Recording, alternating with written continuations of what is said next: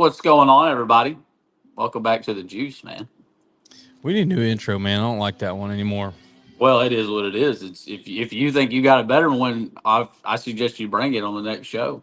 Well, I might. I just might. We need to do like a Will Ferrell from Anchorman intro. You know what I mean? You know, you can actually like pay people. There's like voice actors who sound like Yeah. somebody. Like I want to get like Morgan Freeman or somebody to Kyle do like. Patrick does that a lot in his videos. He does that Does a he? lot. Yes, it's hilarious. That dude's so funny. Yeah. We could Uh, we could get a voice actor to do something for us. So we might have to do that because I don't know. I felt like that was like a little too serious. yeah. I Well, don't like it trying anymore. to keep it light. Trying to keep it light. I don't like it anymore. Well, here we are, man. We're back after not recording very long ago, so it's kind of a special sequence of events here for us. Back to back. We've been kind of waiting to do this one. Yeah, for sure. Waiting for the press release. Yeah, you'll see by the title of the video that we're going to have Mr. Hank Weldon on, tournament director for the Bassmaster Opens and EQs. Worst job in tournament fishing. Bass fishing. Tournament director. Stressful, Hands down. I mean, imagine being the tournament director of that field. That's Yeah. a lot of moving parts there, and Yeah. a lot of anglers to take care of. So yeah, we're going to dive into that when he comes on here in just a second. But yeah, man, we wanted to wait and do this episode until they announced the format changes and all that a little while back. We wanted to wait till we had the venues and All the the dates. info. Yeah, we didn't want to just jump in there, kind of half cocked, and like I said, we're having Not like some of these so. influencers out there. You know who I'm talking about, just constantly trying to guess and put it out there and spoil the surprise for everybody. Yeah. So yeah, we got all the info now, and then we're gonna go directly to the source and talk to Hank about it. And yeah, man, should be a great episode. I'm excited for it. Yeah, well, let's bring him on because he said he's going red fishing as soon as he's done with this. So, Mr. Hank, what's up, guys? Appreciate your time, sir. Thank you for taking a break from the bay. Have you even gone fishing out there yet, or you just been? No, we're down here at Redfish. Yeah, it's like a great ending to the season, right? Because it's 10 boats. I don't know if you've ever been around these saltwater guys, man. They are just chill, and it's nice. And we got a few elite guys, but yeah, like you can see, I got Apalachicola Bay behind me, and it's just nice. The weather's beautiful, and well, yeah, man, we and getting all of that announced, it's just like a huge weight. Whether you like it or not, it's like, it's like once you got to tell somebody something. Once you finally just tell them, it's just like, okay, the air is out. Yeah. Everybody knows. Start making your decisions, and let's start prepping for next year. Yeah. Mm-hmm.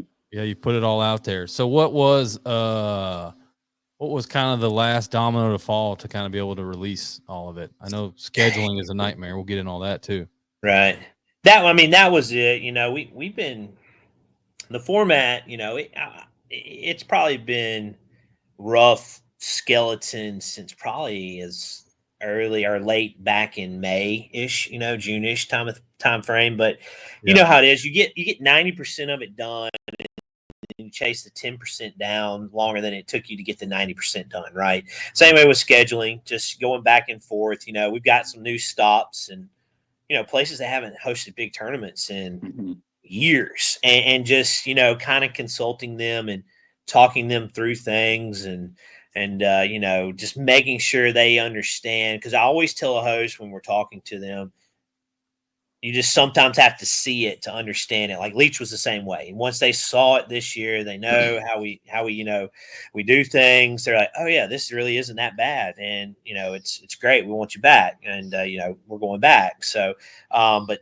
that was the schedule was the biggest thing that kind of dragged on for a little bit, and getting it all finally locked down and ready to roll. So, but once we finally got it, then then you have to, it was finalized last week. It's crazy to sound, but you don't release it on a Friday because Friday's bad news day. You don't do it on Monday because everybody is still catching up from watching football all weekend. So Tuesday's always, typically good news day. So that's why it rolled out yesterday. And then the phone lit up. And I did not turn the radio on. It was 430 miles to Apalachicola from Birmingham, and I didn't turn the radio on once because I just bounced call to call, but it helped the time go by quickly. Yeah. Little real-time phone conversations. Yeah, I can't imagine. Your phone. It's got to be crazy. Yeah. Yeah, man. I mean, I guess we could talk a little bit about the scheduling because I mean, the first question. I want to Yeah, back up to the format because that was kind of what was Okay. announced first, right? We waited to kind of have this format discussion. So I kind of want to hear from you, like what you guys felt like you learned from doing all 9, because Right. felt like you guys had a little rhythm going with that. And again, we obviously know it's hard to please everybody. Right. But I'm just kind of curious what changed, what did you learn, why the shift to this format? Oh, I can go on and on about this. So yeah, you're right, Shane. I mean, we know we have something good with the EQs, right? Yep. But the EQs were kind of starting to dominate over what were the opens, right? It was everybody was talking about the EQs. Well, they weren't. The EQs were simply the progressive Bassmaster Angler of the Year. It was an Angler of the Year race. That's what it was. And, and the only way to be in that race was to be entered into all 9. But some of the things that folks didn't see, so I'm trying to figure out how to compartmentalize all of this. The one thing there's no doubt it did is it put the most ready 9 anglers into the Elite Series. There's no question, right? All 9 made the Classic. So, but one of the things that people didn't see it do were people who jumped in, paid deposits for all 9, and then let's say you follow Oklahoma this year, right? It was in June. You're out of it at that point. Well, you're also out of those deposits, right? That's something that this angler didn't know. You're also, and they're back. So do they either pay the balance and keep rolling, or do they, call it quits and, they've got 5 more weeks of vacation. They've got to figure out what to do, whatever that may be. So that was one of the things. And, we heard those grumblings a little bit when we first announced that we were rolling out this format as we were leaving the working man. I kind of label it the blue collar angler behind. Sure.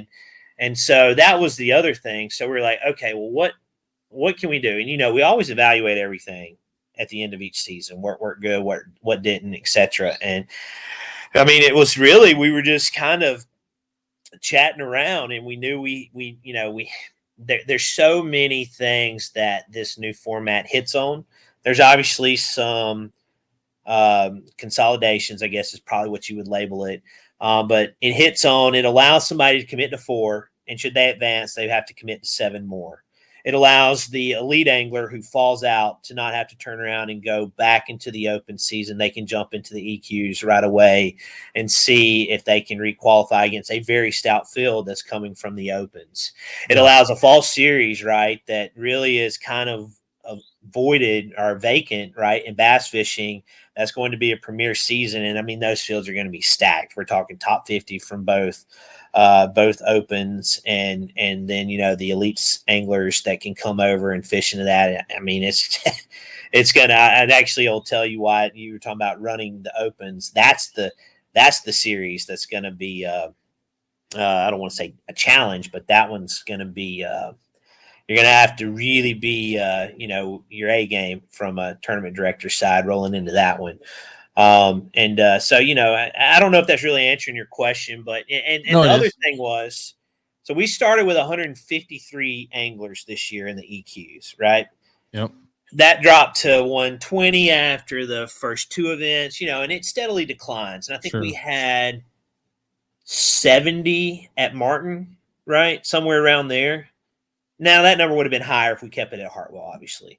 But the one thing it does is right now you're an EQ angler. If you don't win an event or come inside the top 9, do you label that a successful season? Or do you say, I really didn't have a good year? And I mean, that's hard, 9 out of 153. So the other goal was this: if you are that top 50 and you make it to the EQs, and I'm putting our guys on the spot, our internal team on the spot, our goal is to make that a successful season, to be inside that top 50 in either division in that EQ series at the end. Not to say the opens aren't special, but the EQs are going to be even that next level. I mean, it's going to be a mini Elite Series feel. We're going to have the big stage. There's going to be elevated coverage even on top of what we've been doing with the Open. So there's going to be a sense of accomplishment to get to that EQ in the fall, and that's a big thing. I mean, we're not calling it this, but I think I may have said it earlier.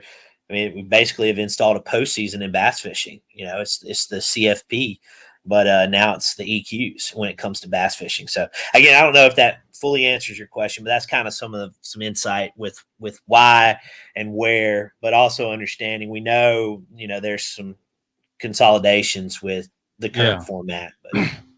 No, I think overall it was, I mean, I get it. I understood the grassroots thing. I think overall it was kind of actually taken better than when you guys announced going all 9. I remember when you guys announced going all 9, there was, like we said in the beginning, you're never going to make everybody happy, but I feel like for the most part, people were like, oh, that's, it's a terrible idea, but it actually ended up bringing out the cream of the crop. It really did do its job as far as showing who is elite ready. Now, going back to this new format, I think I didn't hear quite as much negativity. I think I heard more positivity on this one, just because, like you said, the working class blue collar guys now have, well, I can, go fish 4 fairly regionally, and then, see if I advance and go from there. So, yeah. Well, I didn't, really, Hank, I didn't think about it from, like the standpoint that you just talked about. It makes a lot of sense, really. Yeah. I mean, you got your 4, and your guys are obviously more than likely to fish all 4 instead of drop out of because like you said, the EQ is really a points race. So now you've got guys invested really for in that whole division. Is kind of like their whole season, unless you're in that top 50. And then once you are, or if you do make that top 50, that EQ field is going to be, like you said, really an entertaining product. Probably one of the more entertaining products that bass fishing has seen for a little bit in the fall. I know guys have expressed some concerns about the guys that are qualified, maybe qualified in the fall, and the elites don't fish in the fall. But when you really take a step back and look at it from an entertainment aspect, especially, that's going to be awesome. And I was going to actually ask you about the coverage, but you already covered it. There's going to be great coverage for the EQs on those 3. Big stage so too, you said, huh?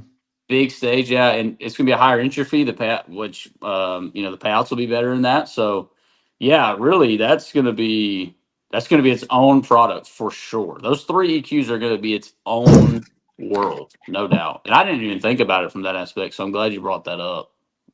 No, you're right. And again, now we have the Opens, and now we have the EQs, right? Right. The EQs are not a points race inside the Open, so it's exciting. It's gonna be a lot of work, but and the other thing was, it's gonna be 7 tournaments minimum, right, for that top 10. Now, top 10, not 9 anymore. Yeah. Moving on to the elites, and it's not just Rayburn, Grand, Eufaula, those areas. Yeah.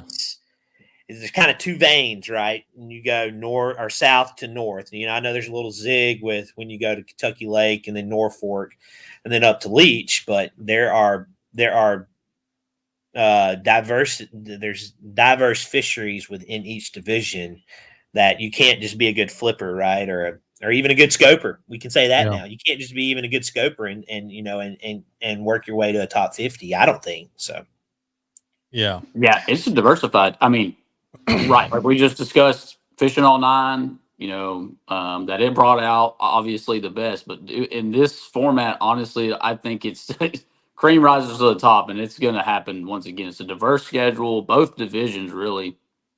Like you said, on Division 2, it should be starting on Rayburn, our home lake, of course, and then going to Kentucky Lake, then Norfolk, then Leech Lake. I mean, man, to get to that top 50 is, like you said, y'all, the EQs, it's going to be a big accomplishment, and y'all are going to highlight that with that. But then the EQs being a more of a fall format, not knowing the schedule, but just assuming going to be also diverse, because that's just what our sample here has just been diverse schedules. So, yeah, man, like the top 10 guys, like, they're going to deserve to be there, and they're going to show themselves, just like this rookie.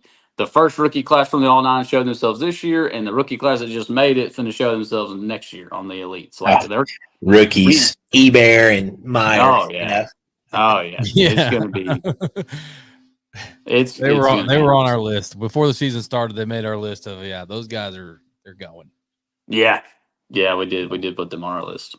Yeah. No, I didn't even think about the sponsorship aspect because that's sponsorship is a big topic, and we always talk about how tough it is out there. And one thing I did notice with all nine is it was very hard to stand out because there's a lot of talented anglers. But you might be in the top 20 and there's not a whole lot of buzz about you because everybody's focused on the top 9, which is where they should be. But I could see this new format, getting top 50 and then being able to kind of promote yourself with your sponsors and maybe gain some momentum with sponsors going into the EQs. So I see it. I think it was a good move. Fall, man. I like deer hunt, Hank. Yeah. See, us Alabamians, our deer don't start doing their thing until January anyways, so. Well, that's when fishing season starts for us in Texas. That's right. Yeah. Yeah. Yeah, and the one thing you're going to see, I mean, I can give you a little foreshadowing with that, is it's not going to be, all the same kind of lake, same kind of area. We can still vary the fall into, multiple different styles of fishing. And trust me, they will be tested after they see where we're going for those tournaments. When do you anticipate the release of the EQ schedule? Probably during the season. Yeah. So timing, I really don't have an exact plan for that because there's going to be some off limits, some elite series style, no information rules when that season's announced. So, TBD, probably the best way to answer that. I got you. It may be as late as April. It may be as early as December. I know that's a huge gap, but it's one of those things where we're still working through when we announce that. We're close to ready, but it's more of just keeping it close to our vest, which, as you guys know, is very hard to do nowadays with the information out there. I mean, let's take a place like Rayburn. I mean, Shane, we've been talking about for a long time, and municipalities. I mean, you talked about y'all have to go in front of a board, present it, and there's multiple people there, sometimes press, so it's hard to keep an announcement under wraps for a very long time. Yeah, no, it is, especially when you come to a fishery like Rayburn. There's just a lot of people around, a lot of people that are plugged in. We try to keep it as quiet as we can, obviously, right? But no, I mean that's a tough job, man. That's what we said in the little intro there, that you got the toughest job in the fishing industry, and I do not envy your position, sir. Especially. Yeah, I mean, it's obviously challenging at times, but I will tell you, for the most part, the opens guys are great. The ones that I directly deal with, they're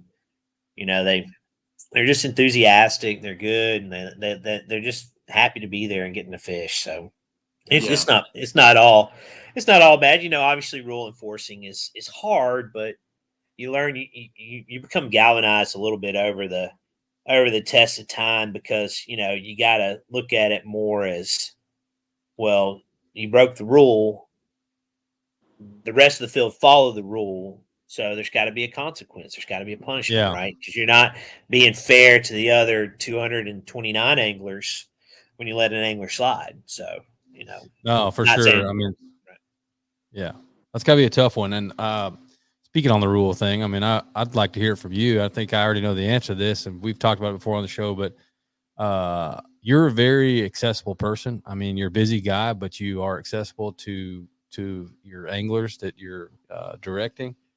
And I encourage people all the time, if you got a question about a rule, just text you, call you, somebody, because you see these little silly things. There's guys that are doing something, it's unintentional. Maybe they're not even trying to play in a gray area. They're just right. They make an assumption. It's like, man, never make an assumption, even though it sounds like a stupid question. Call a term director. Mm-hmm. No doubt. I mean, I may fuss at you if you call me randomly on a Saturday in the middle of July, when there's nothing going on. But yeah, I mean, text me, call me, and again, I'm not trying to catch you. Y'all have heard me say this, especially through the college years. when we had in-person briefings, which some of those are coming back, by the way. But it's not my job to try and catch you. I'm not a cop sitting behind the billboard, hoping to get somebody going by me speeding. I'm trying to make sure you understand everything so you don't violate the rule, right? But when you violate the rule, then we've got to approach it and handle it properly. But that's right. I'm all for questions. Example happened just a little bit ago. We're having lunch, and it's redfish guys. They're not used to the Bassmaster rules because a lot of them don't fish it. Angler's got a life jacket on, but it's a belt life jacket, right? And you got to have a chest type life jacket. So I was like, hey, throw that on. Got to him before he got out of the boat basin, and we got it fixed. But again, it's gonna happen. There are too many rules for you not to have something happen. But that's why if you want to ask me a question, do it. I'd rather you do that than us to have a conversation afterwards about you not asking the question and making an assumption. Yeah, no doubt. Well, speaking of rules and off limits, I kind of want to go back into the format. So there's some other changes you guys made this year. Let's talk about practice and info. So you've gone to reduce practice. I know that was something that you guys sent out. You guys do a good job of sending out emails at the end of the year, communicating with guys, saying what did you like, what didn't you like. Asking little surveys. I see you guys changed the practice to, was it 3 days and an off day, 4 days and an off day? How are we doing that? That's right. Yeah, no, you hit the nail on the head. So we polled the anglers. We always tell them it's not a vote, but we do want to kind of gauge where they are with it. And that one was overwhelming with a response back that they wanted 4 days prior to the start of the tournament. So this is where it gets a little confusing, but it's essentially it's a 3-day practice period. So let's just take a normal open Thursday through Saturday. Practice would then start on Sunday, Monday, Tuesday. Full off day the day before, which basically an off day means you don't have the day off, but you're just not allowed on tournament waters at that point. So one of the things that's going to help with is we can knock that angler meeting out at 11 a.m. if we want to, and get that done, get you rolling, get you ready. And it also gives the lake a rest. But that was overwhelming response from the anglers. That's what they wanted. We do have 2 tournaments that end on Friday this year. That's not a typo. I've gotten a couple of questions about that. The Tom Bigby River tournament and the Chesapeake Bay tournament. And the Tom Bigby we're ending on a Friday because Easter's that Sunday. We want to get the anglers gone before Easter starts. So that practice will start Saturday, Sunday, Monday, off Tuesday, start Wednesday. And Chesapeake Bay, it's because it's back-to-back to St. Lawrence. We got to end on a Friday so we can let the field travel to Waddington to start practice. They'll travel all day on Saturday and start practice on that Sunday. But, that's the practice. No info for opens. Stress for opens there. We'll roll out a different information rule for the EQs. But no info rule there is 28 to 30 days. It's on the website. You can see during that the off limits starts. Yep. That's when it locks down, right? You can't be on the water during that time period, nor talk to anybody who's not an official competitor or anything in the form of public knowledge. So that's how that'll work. Yep. Man, that's a tough one for you guys. The off limits. I know you guys juggle that all the time, right? Because you got co's, and most of the co's are going to be local guys that live on that lake, right. And they might be a little bit upset with you on having off limits. But then you also kind of want to try to level the playing field as best you can, because there are guys out there who literally live on the road and will go from lake to lake to lake and never leave until you make them. Yeah. No, 100%. And we were talking about it with y'all. I know 28 days, especially in February, is a long time on Rayburn, right? And we know that's a catch-22. But you're right. I mean, it's just in an effort to continue to try and level that playing field, right, for the opens. That's not to say it wasn't level, but the one thing we can say is, yes, there were people. I mean, before we had any off limits, there were people going from tournament to tournament, and they were there 30 to 40 days, fishing, practicing for an event. And, I feel like we've gone the right direction each year with that. I know it's tough, especially for you guys in the springtime and the co-anglers, but we felt like it was the call that was needed. Oh yeah, I agree. I actually I like the off limits. For one, like I'm pretty sure the elites, if I'm not mistaken, are structured the same way. Like you better be able to figure out how to find fish in 3 days or 2.5, whatever the elites have, because that's what the world you're going into if you make it. Like 30 days or 20 days or 6 days of practices. It's just, man, 5 days is too many. you really need to. I mean, this was to me, this is the right decision when it comes to being off the water, and then giving them 3 days, because that's the world you're going into. You're going into the guys, not only that world, but you're going into that world with the guys that have mastered that 3 days of practice and are the best in the world. So like to me, it's just like I think it's a great call, because that's what you're heading into.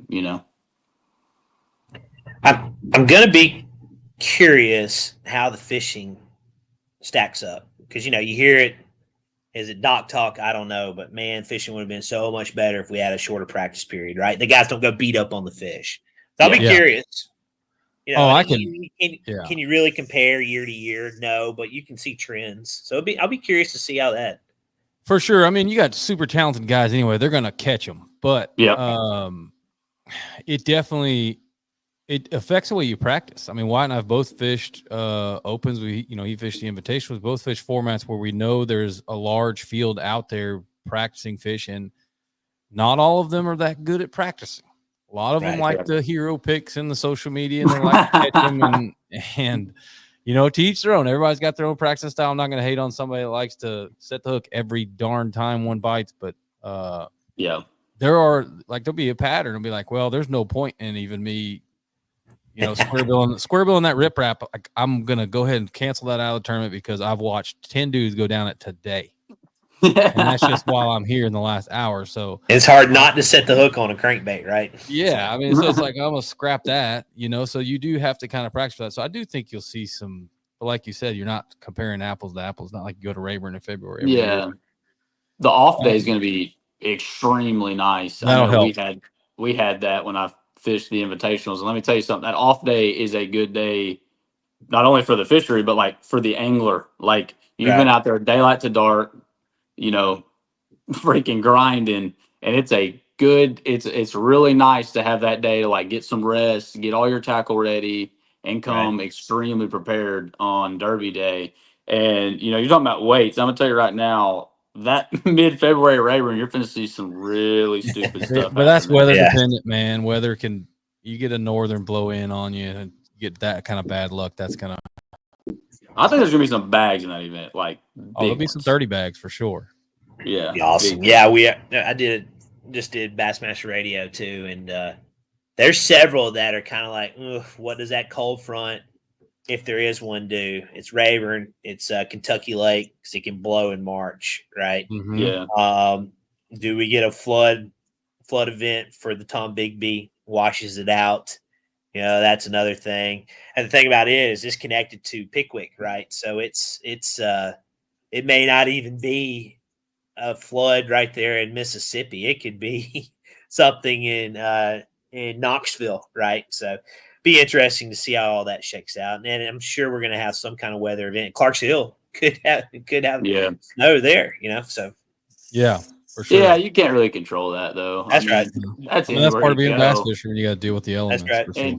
And really, when it comes to schedules, like I if you're fishing at that level and that field, like you're trying to get to the elites, no matter where you go, it should not matter.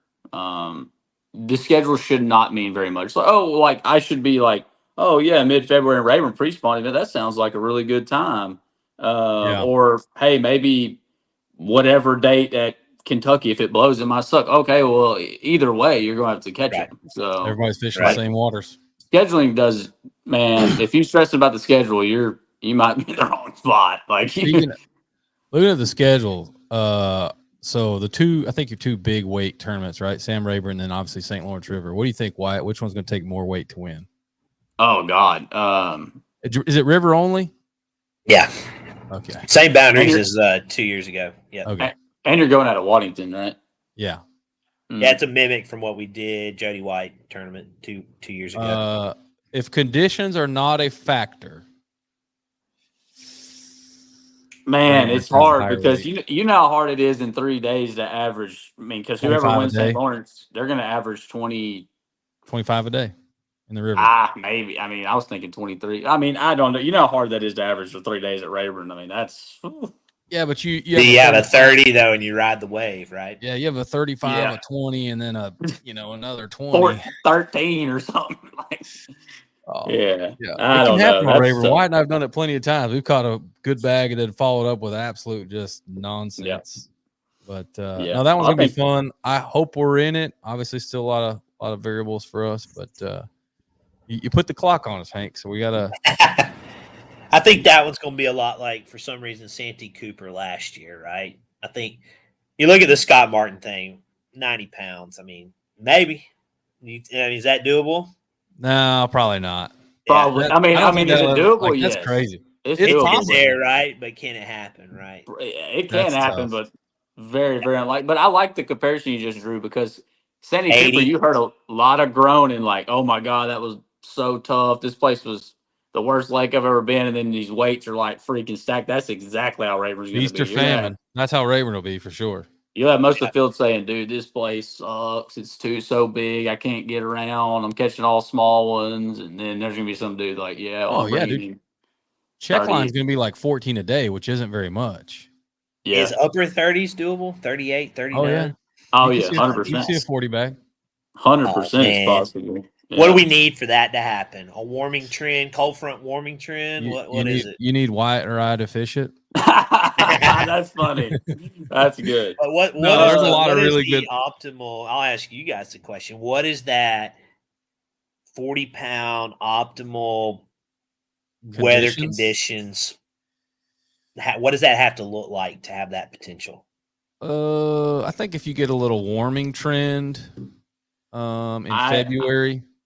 I personally believe that warm would be not good. I think it would scatter fish up shallow and makes those really big bags very hard to catch. To keep them together, I don't mean like 70 degrees, dude. I'm talking like, not freezing. Hey, they'll get up there mid-February. You get it too warm. I'm just going to tell you. So is it 10 days of stable weather? Yeah, I think stable weather, and if it doesn't blow these guys off of some of the juice. Then wind can make it really, really tough just to navigate, and you can ruin a whole area of the lake.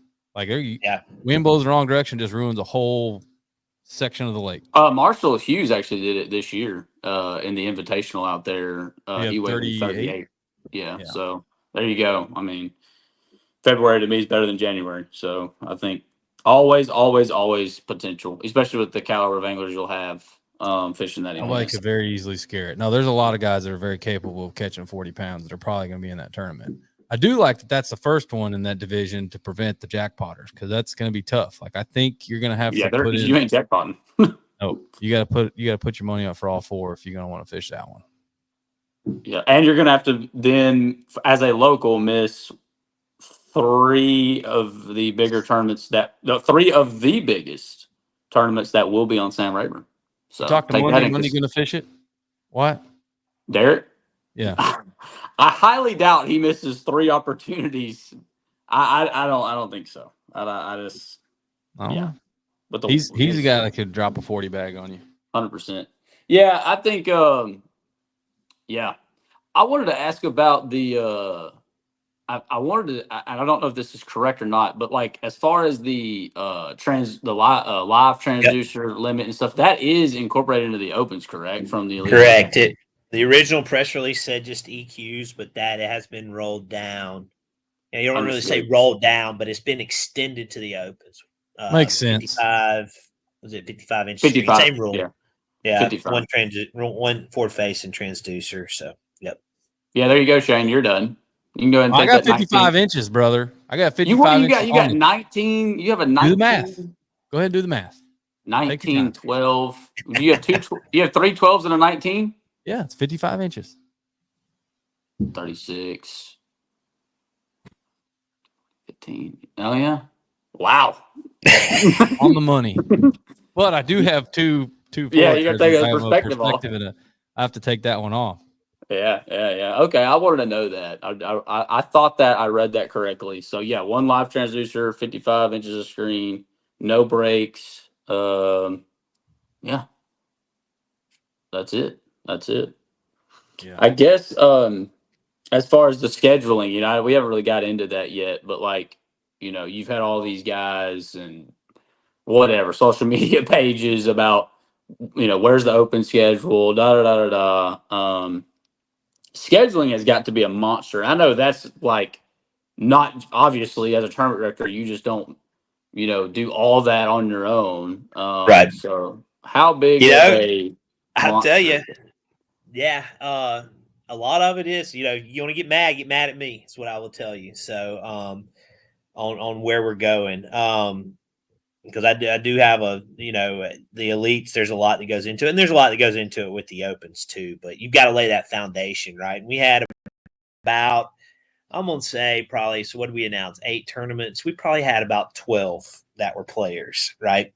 Within those 8, and they were with a lot of that idea of how it ended up shaking out, right? But I will tell you, um, people don't probably know this. I mean, I did fish in college. I still try to fish a little bit, but you guys probably even know this from podcasting. Is once you go to work in the fishing industry, it's hard to fish a lot of times. Mhm. It just is. But that's probably the closest you're gonna laugh. The closest I can get to fishing is drawing out that schedule. Now, again, not to get off on a personal tangent, I could fish if I want to, but we're eat up with baseball and dance and gymnastics, all that stuff with the Sure. kiddos. Mhm. But with all that said, that I enjoy it. I enjoy laying the schedule out. You have to go into it knowing you're not going to please everybody. Sorry, West Coast guys. Again, we appreciate you. But again, it's just when I can bring a 230 boat tournament out there. There's your dramatic your dramatic line right there. We love our West Coast, but we can't get 230 boats. I'm sorry, we just can't do it. And it's also very expensive to go out there. But It's a haul.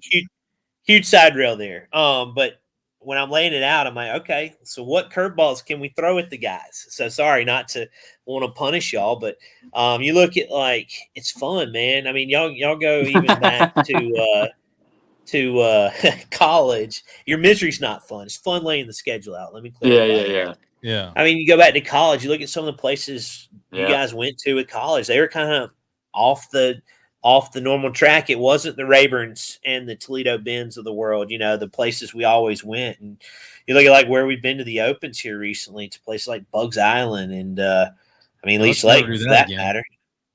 Yeah, that was a rough one on day one, right? But ending in Florida versus starting in Florida, those Yeah.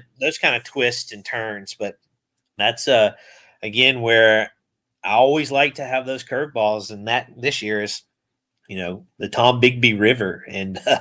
Never even Norfolk. heard of You it. know, I you don't know know, anything about it. yeah, Is that kind of like that's an old good. school venue? Like, didn't Bassmaster go there in like the '80s or something like that? Last time we were there, I was actually an intern in college, and it was an E50. Remember those elite 50s we had in the summertime? That we had one in Texas on Grapevine. We had one. Remember that Oh, one in Wisconsin that KVD won? He put the cheese head on. It was a huge crowd. All that. It was like the top 50. I forget the exact format, but it was the top 50 after the top 100s that moved on. Kind of similar format, right? With yeah, the yeah, yeah. opens, you kind of moved on and they ended at night, if you remember. Oh, that was when VD also called that 11 pounder on a shaky head on Louisville. You Yeah, yeah, boys probably yeah, don't yeah. remember that. So, Mhm. Wasn't it like the um, lake record? Wasn't it like the it lake record at something. one Yeah, point? it was I silly. Yeah, we swear it didn't post was. for a couple of years, but that was where Davey Height danced. You remember him dancing at Dardanelle. Those were all the E50s. Uh, And that's the last time we were at Columbus. It's been 20 years. It was 2004. So okay. A little that'd more be Yeah. recent. interesting. I mean, if you fish Pickwick, you can look and go down to Bay Springs. You always hear Bay Springs, and you can run down. I think is at the bottom end of is it Yellow Creek? Maybe I can't remember, but that's the start of the Tom Bigby. that it connects to the Tom Bigby. That's Okay. the Corps dug that out. So if you're like for barge traffic, they don't have to go all the way north to Paducah and then over the Mississippi and down. They can cut down to Mobile by going that route. No kidding. Yeah. Gotcha. So that's going to be kind of like a grass fishery, or is it like a? I would say think Red River. Red River. Oh, okay. Okay, I got you. But better than Red River, you got. I mean, just me being in Alabama, I know a little bit about it, and especially in Tuscaloosa. There's two pools, Aliceville and Aberdeen, and man, when they first came out with those things were on fire when they first flooded it. So that one could be good. It's not going to be 25 pounds good, but Yeah. we get kind of like what you're saying, we get stable water flow because you can get a blowout in April, with rain we talked about earlier. Sure. If you get stable flow, you probably see somebody have 18. The Mississippi anglers are probably cracking up at me right now, but I would say 18 is doable, and then you could ride that for all 3 days. Maybe would be my guess. With some other solid 13 to 15 pound bags and have a good finish. But Okay. Could be good. Could see some big largemouth there. There's not a lot of info on it. That's what I like about it. Not a lot of Yeah, for sure. Different. Yeah, I saw that and I was like, I don't even know where that is. So yeah, I don't either. Yeah, you like the Martin change. I mean, Martin is a well-known fishery in Alabama, but a lot of pros haven't been there. A lot of anglers haven't been there because it's just not a national standard stop. So that was why that switcheroo happened. Leech Lake, that ended up being a really good tournament. Obviously going back, I didn't know anything about it, so that was really interesting. Yeah. We tried to do a college champ there when we were in Bemidji, and we couldn't get the permits because I'll pull the tournament director curtain back. We couldn't pull the permit that would allow us to, because we were going to trailer to Bemidji. That was back when we were doing college weigh-ins on campuses, and so we were going to have to trailer the whole field. Were either y'all in that one? I don't even know. I remember you doing it at SFA. We had to go from Rayburn to SFA. So yeah, exactly. Yeah, that was what was Travis's last name? I can't remember. They busted him, McGuire. Yeah, Travis McGuire, 28 a day. I remember that. Yeah. But we could not trailer water of leech over land because we were going to be driving over streams that didn't have invasive species in there.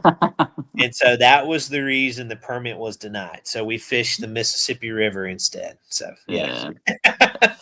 Some of them laws up north are crazy. Things you have to deal with, but that's all right. So we had leech as a target. We knew it was huge and could fish. So. Yeah, it could hold the boats. Yep. Yeah. That's cool. Well, that was an interesting event. I mean, I know it's got big smallmouth, not very many of them, but that's the way to win out there. It seems monster crawfish in there, man. They've got that's an invasive species. It's the southern crawfish, and they're huge up there now, and that's why the smallmouth are getting so big. I forget what they call them. They've got a name for them. We just call them crawfish. They're like orange something. I call them prawns. Big ass prawns. They're huge, man. Huge. Yeah, that's cool. No, it's definitely a diverse schedule. I think it's gonna be pretty interesting. I like the Norfolk move. Something different. Yeah. You'll be able to spread out on Norfolk that time of year. You worry about Norfolk's only 22,000 acres, right? Yeah. And we had, you looked at maybe Bull Shoals too, but Norfolk just set up better with the host and with us. And going the time of year we're there, there should be fish. I think they spawn a little later there because it's up in the mountains, but they could they should be on the bank and out in the middle, so they should be able to spread out. Be good. Also noticed it's gonna be very interesting the field and some of the anglers that are really gonna have the potential to fish some of the opens along with some of the bigger trails like the BPT. Like you could technically, I looked at that schedule, and if I looked at it correctly, they could technically fish a division of the opens and the BPT. So that's going to be really interesting to see how all that goes down with some of the anglers that y'all may attract. So that's going to be cool. See some of the names that might come.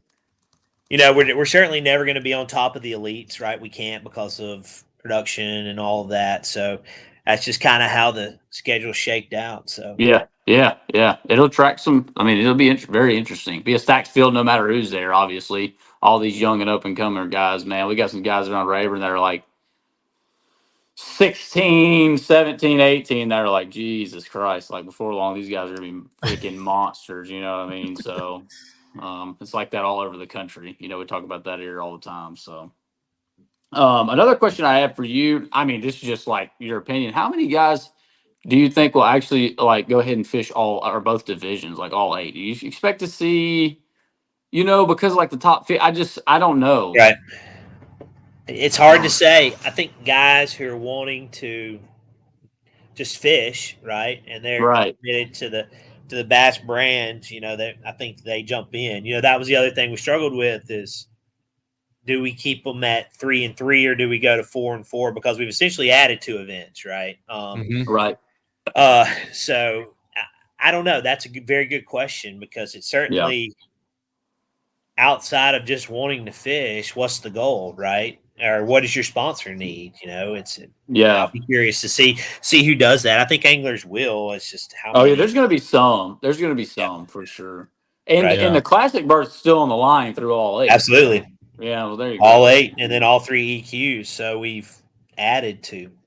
I didn't Well, really yeah. break down the travel on it yet but it looks like it's pretty spread out. You got 2 in April, so it'll be tight window there, but it's not If too tight by any means. if I you're think looking most to of them fish in all April. eight, is that what you're saying? Yeah, that's what I'm looking at. And just to clarify, because I can already hear some of the questions that we'll probably get, so if you're in one division, you can't go fish another division. Let's say you win that one, you just fish one as a jackpot. That you're not qualified for the classic, correct? Right. The same open rules apply. You've got to be entered into a full division And you have to and win in that fish. division. Right. Fish all eligible tournament days. And should you Okay. win one in that division, you go to the classic. Yeah. That's right. Yep. Man, I was thinking about it while we were talking about it, and while I got your ear, I'm gonna just throw in my 2 cents here, and it's you probably won't ever use it, but I would have loved to have seen, and maybe this could be applied in the future, to where there was some sort of reward for maybe winning AOY in the division towards EQ points. You know what I mean? Mm-hmm. Like, yeah, maybe the top 3 from each division get some sort of 40, 30, 20 bonus points or something like that. right. Kind of like how they do for FedEx Cup. You start Is it at 5 under or whatever. so you're starting at 0 in the EQs. Once you're top 50, and whoever the elite guys 50th that and jump first in. are even at the start of the Right. EQs. So the elite guys Right. coming into the EQs, the only way that would affect you would be the guys that would be already out of the elite contention, and that's their opt-in opportunity to try to get right back in, right? Those are the only guys that would affect you points wise, right? Or how does that work? Right. So we've got a couple of different routes. Let me see if I can get all these correct. So you got the top 50 from each opens division. Then you've got any any current elite angler, right, can fish in the EQs, can enter Right. into those. And then you've got the top 2 or out of the top 3 in the Bass Nation. Okay. Oh, 2 yeah. of them, like Will Davis, again, Shane, y'all understand the nation. I don't want to confuse everybody, but the top 3, 1 moves to the Elite Series out of the Nation Championship, then 2 go to the EQs. So if one angler denies, we won't worry about that. But just 2 anglers from the Bass Nation move into there. So we actually did think about that. And I think we probably will go back to the drawing board after this next season and see if there is a bonus and what that may be, whether that be financial or points. But because there are various qualifying routes, Elite Series Nation opens, we didn't know if giving them a points bonus was going to be fair to the whole field, if that makes sense. That makes sense. I see what you're saying. Yeah, Right. I don't Like know an about elite guy who gets booted and he Right. didn't even fish the Right. opens. Right. He Yeah, I didn't don't know have a about shot to win AOY in the open. But it's definitely a good idea. It's just I think the idea is, how do you reward guys who have a successful open division? I think that's how you have to look at it. And Yep. what is that reward? right? And that will be how we approach it.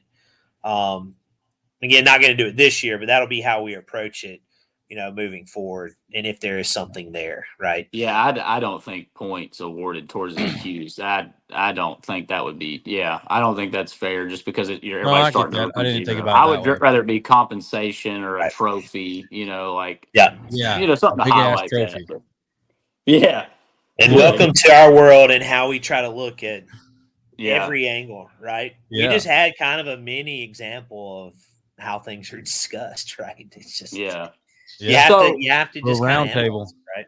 Yeah. As far as the elite guys that are in the EQs though, points wise, the only guys that affect, because the elite series would be, it would be over, right? Because it's gonna be fall. So like the guys that are out, that would be their immediate chance to get back in. Right. Okay. Yeah, this is how the points are going to work for the EQs. I think this will probably be the easiest way to explain. So let's say the three of us are in the EQs. Wyatt and Shane are both elite anglers. Shane, because we know you're the better angler of the two, we'll go ahead and you're already qualified. You finished 15th in Elite Series Angler of the Year. Okay, so you're Classic qualified. You're in your Elite Series qualified. We're going to Rayburn, so you're going to be allowed to fish in that Rayburn tournament. But Wyatt, you're in 95th place. Okay, so may not know, but you're right now. You're on the outside looking in, right, for the Elite Series. So let's say, I'm from the Open, so I'm an EQ angler. So let's say we finish in this order at Rayburn. I'm first, Shane second, Wyatt, you're third. That's raw standings. We would take Shane out of there and isolate him to where he does not take points. Understood. Wyatt, you won't get third place points because we will resort the field after qualified anglers have been removed, and then you will get points based off of that resort. So for the sake of this argument, you will bump up to second place and get 199 points instead of 198. Does that make sense? Okay. Instead of having somebody take that away, is actually creating a gap. Yeah, I didn't know it was gonna work like that. You're going to be sorted against the field you're competing against. Right. Now Perfect. That requalified elite angler. Let's say Shane was in 41st instead of 15th. He hasn't punched his ticket to the Classic, so Shane could be fishing for money and a Classic berth. So that's going to be the attraction for the elite anglers. It's going to be a lucrative tournament in the fall, a chance to requalify for the elites if you're on the outside looking in, or a chance to punch your ticket to the Classics. There's 3 final Classic spots in the EQs. I'll be shocked if you don't have 40 or 50 elites in the EQs. I mean, why would you not go fish it to try to win it and qualify for the Classic? Yeah, we're thinking 130. That's kind of if you look at the numbers we put online, that's kind of the baseline. Yeah, I saw the payout. Yeah, based on 75K. If we get 130 boats, 75 back to. I think you easily do that. I think so. I mean, and it'll grow after that. Yep. So you look at it from an elite angler point of view, like if you're in the Classic and you're not on the. Obviously, if you're in the Classic, you're not on the chopping block, then the only reason you probably fish it is, one, you're probably not hunting and you don't care about deer like we do. And two, like you just want to go fish it because it's going to be a special series that's kind of like its own deal in the fall and be highlighted. I mean, that'd be the only reason I'd see it, because a lot of those guys really like to, I think, like take that time off, be in the woods with their family. Maybe they duck hunt, deer hunt, whatever, or they like just be with their family. Then you have dudes like Patrick Walters who just want to fish every dang thing they can get in. Yeah, he'll probably be there even if he wins AOI. So I did have a question though. If you are just let's say you're an elite angler, you're just fishing for a win and a Classic berth, do you have to fish all 3 EQs? Same opens rules apply. You have to be entered into a full division, all eligible tournament days. Win one, you're in. Yep. Yeah, I think you're gonna have 140, 150. I'd be surprised. I mean, well, then that means the payout goes up. So yes, yeah. So for all you guys out there that either like that the elites can be in it or not, that's not really what we care about. We just want to know about the event. So that's answers y'all's questions. We don't care about the opinions on. I mean, if you're scared to fish against the elites, you probably shouldn't be fishing EQs. Think about that field though. It's gonna be nasty. I hope we finish top 3 at Grand Lake because that means we get to go fishing that joker. Yeah, we want to take the shortcut here, Hank. We're trying to do this the easy way. There's your nation plug, though. Get in the nation. Everybody listening. Yeah. No, actually, it's a great little segue into a nation plug. Yeah, Bass Nation National Championship is in 2 weeks. No, we leave next weekend. I'm going bow hunting in Kansas first, but yes, it's we've been looking forward to You this boys, one. y'all just having a good old time. Podcast, hunting, fishing. Oh, this is East Texas, man. This is East Texas. Unemployed Like, bums, dude. That's all we are. y'all get a There's little the guy sneak peek. Y'all get a little sneak peek through Lee Livesey. He's like the Texas guy of the elites, but like this is Texas down here. Like Sam Rayburn, you know, a little further south than old Lee. This is real East Texas down here. Yeah. What do you call it? No, East man, Texas we're guy. so the nation, you guys are gonna keep the national qualifiers into next year, right? Yeah. Oh yeah. Heck yeah.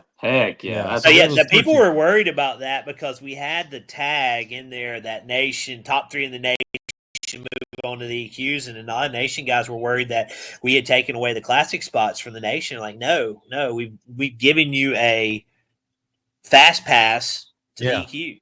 So, Yeah. No, you can Bro, fish that the would regular be- nation stuff, or you can go to the national qualifier. You can do both. right. That'd Really. be Like really sick, dark man. all of a Like, sudden. Yeah, the sunlight lost you, but I'm gonna be fired up at Grand Lake to get in that top 3 now. I already was, but now it's like, oof.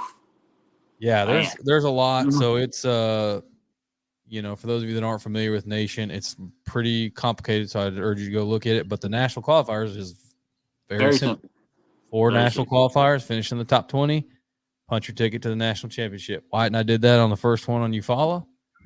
And So we get to go dance. We get to go dance on Grand. Probably gonna be a little grindy Grand Lake action. I see the weather change coming. I got a 15-day forecast showing the practice is not going to be so pleasant.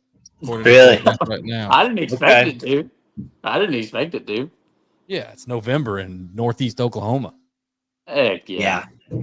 So it's Well, I've never fished a national championship, but I've heard you guys put on quite the show. So I'm excited about it.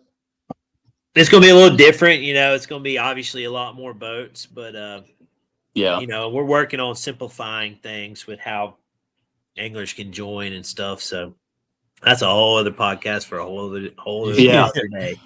Yeah. Well, we appreciate that opportunity. I mean, to go fight for a chance at the Classic, whether there's 200 boats there or not. I mean, you gotta take that chance. So break that down. You guys are Texans. Ray Roberts, March.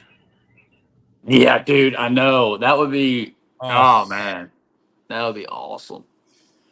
That would be awesome. It'd have been better at Rayburn to have a classic on Rayburn. That'd be awesome. Rayburn. I've always told you, Shane. Every time I bring up a classic at Rayburn, you always tell me there's not a venue for the classic. Hank? So the logistic challenge with Rayburn would be okay. So how far? Where would we go? Houston? Oh no, Beaumont. No. I guess Ford Arena and Beaumont's about an hour and a half. Do they have the expo space? Yeah. So you're saying you got to have Eric Lopez. I don't know. So Eric Lopez, he's our director of operations, but I think we've got to have like 200,000 square feet of expo space, and that's tough to find. So Shane, you're telling me that the Lufkin or NAC Expo is not big enough, where they have all these big rodeos, where they had Cody Johnson concerts, where there's all this outside, not just the inside, is not big. But they don't want to do an expo outside. We've done classic expos outside. It's not. I mean, yeah, some of the bigger booths and stuff are inside, but there's always at least at Ray Roberts. Here. The other thing is, hey, I'll fight for a Rayburn Classic. I would listen. I'd love that. I love that. I would love nothing more to see that. But we also got to. There's some economics involved, and Rayburn is kind of a small economy in it. And the reality of the world is it costs a little money to put on these tournaments, and rightfully so. You guys bring a big crowd. And we'll get the Chamber of Commerce shot some money. It'll be all right. Here's the other logistic that I don't know how we would handle this is the weights that Rayburn would produce. We probably don't have. We would have to tap into TPW. We don't have the equipment to take that many fish and that heavy of fish back to Rayburn. We would burn our axles out. You joke about it, but I'm being serious. It's so how are you gonna do that at Ray Roberts? Ray Roberts, where's weigh in relation to the lake? It'll be at Dickey's Arena. Yeah. I mean, you're going to deal with it there. So Did we you do not tap go- into a lot of local fisheries, and we usually use their trucks because it is tough on our live release boats. It'll take some mega weight. Yeah, I mean, they've already been to Ray Rob. I mean, Yeah, but Well, we did went in that, June. That was COVID year. Remember? Yeah. June, That the was water was high. high. It didn't really Yeah. show out. That's Yeah, not March, and June. Yeah. Is March. it good? Oh, Is yeah. it good? Big Yeah. weights. Yeah, Ray Rob's got big ones. Yeah, we haven't really gotten a There'll be lot of 30 experience. bags. There'll be 30 Oh bags. yeah, in we classic. don't have a lot of experience there personally, but like Right. just the fact that like it's in the state of Texas, not that far from home. Right. If we were to qualify, that would just be It's a Texas fishery with Florida strain in it. It's got giants. Yeah, in March it's going to in produce. March. See, I've never really studied Ray Roberts because it's never been big enough for things that I've been running. Right? I don't mean that in a wrong way. It's just I don't think it can handle a multi-day 230 boat tournament. Right? Right. I think it's going to be a very, very, very exciting classic. It's going to be a very good classic. Fun fact: Lee Livesey, who was qualified for that classic, he won the very first Brandon Belt on that lake. He's going to be dangerous in that one, boys. Y'all get ready. Be hard to deal with. Yeah. It's very similar to Fork, I think, as far as the fishery goes. A lot of timber, big bass, timber, Texas Lake. I mean, that's Lee Livesey, classic champ, unless me and Shane are there. I'm calling it now. But if we're is that an early prediction? Okay. Yeah, I'm going to make that prediction. Actually, yeah, that dude, let me tell you something. Lee plays in every classic too. It don't matter where it's at. That dude shows up at the classic. It's only a matter of time before he gets one, and Ray Rob's going to really be there for the him. Party at the minnow bucket. That's right. Yep. Well, man, we're going to turn you loose. I see you're losing light out there. We need to get you out on the water so you can go catch some redfish and some specks. Oh, I'm just walking out on the dock, throwing around a little shrimp. So I'm jealous.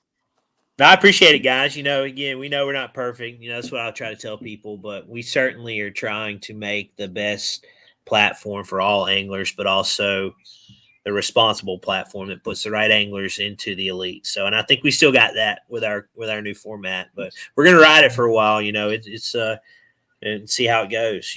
Hopefully we'll run it for at least 3 years. I'll go on record to saying that. That's kind of the internal idea about it. So I think it'll run out that long, and we'll see where it goes. But I appreciate you fellas. See y'all at Grand. Good luck in your practice, and I hope to see you at Rayburn. Yeah, sounds good, man. Maybe. Well, we appreciate your time, man, and take care. We'll see you up there at Grand. All right, boys. Y'all be safe. See you. I see you. And there you go, man. There you go. Information. I wanted to try to keep that episode as positive and just get the info, and y'all can make your however you feel about just seeing the concerns that I've seen on social media and that I've heard from opens anglers about them being in the fall, and the elite's not fishing in the fall, or the scheduling, or the rules, the off limits rules, whatever your opinion may be on any of it.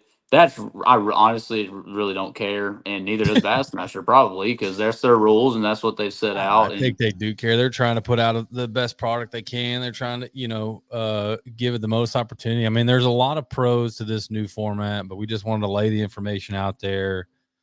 Basically, your opinion, it doesn't really matter if you're going to fish them. Like, if you're going to fish them, you're going to have to deal with it. No matter what full field at every tournament in this new format. Like you was talking about the numbers kind of dropping off, which they had some, local jackpotters get in on some of the EQs as they get later in the season. But I think with this division, I think they're going to have 230 boats. So if you're interested in fishing them, you better sign up when they tell you to, which is November 18th, I believe, is when they start opening it up. It's just a few weeks. It's like not long, like 2 or 3 weeks. weeks. So go to bassmaster.com. You can look all that up and learn more about it. But I think Hank did a good job answering all the questions that we threw his way. Again, it's more about information and just put it all out there. So yeah, man, it is what it is. And it ain't what it ain't. Yeah.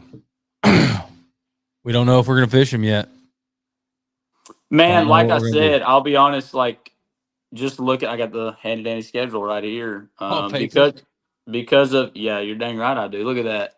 Well, I can't show you this. There's some things on there you're not that the public's not allowed to see.